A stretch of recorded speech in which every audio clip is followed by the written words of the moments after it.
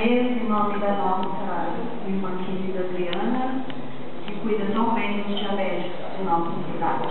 Como sou diabética, sei da importância do trabalho dela. Cumprimento a todos vocês, bom dia.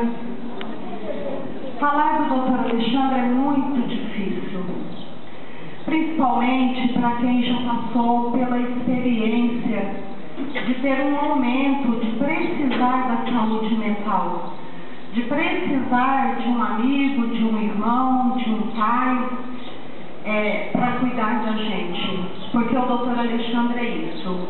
Ele é pai, ele é amigo, ele é irmão.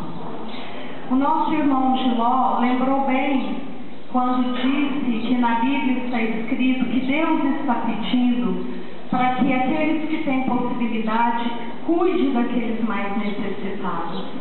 E eu complemento dizendo ainda que ele faz muito bem o papel de quando Jesus nos pede para que amemos o nosso próximo como amemos a nós mesmos.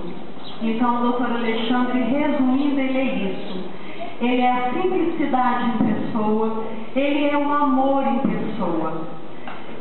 Hoje, Dr. Alexandre, para mim é um momento muito oportuno e muito especial, porque eu tive uma noite, e ele sabe disso, uma madrugada em que ele me acolheu.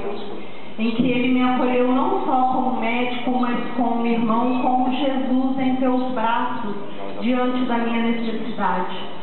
Então, como o Giló disse que ora por ele todos os dias, eu também oro. Não só pelo que ele fez para mim, mas como ele continua fazendo para todos vocês que ainda têm a necessidade desse tratamento.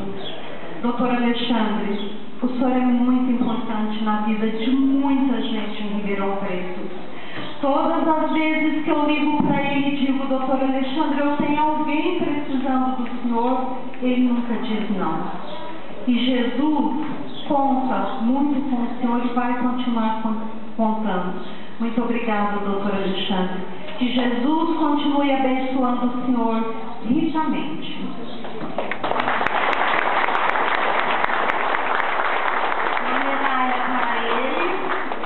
Que é muito pequeno diante do que ele faz, mas que eu tenho certeza que vai calar fundo no coração dele.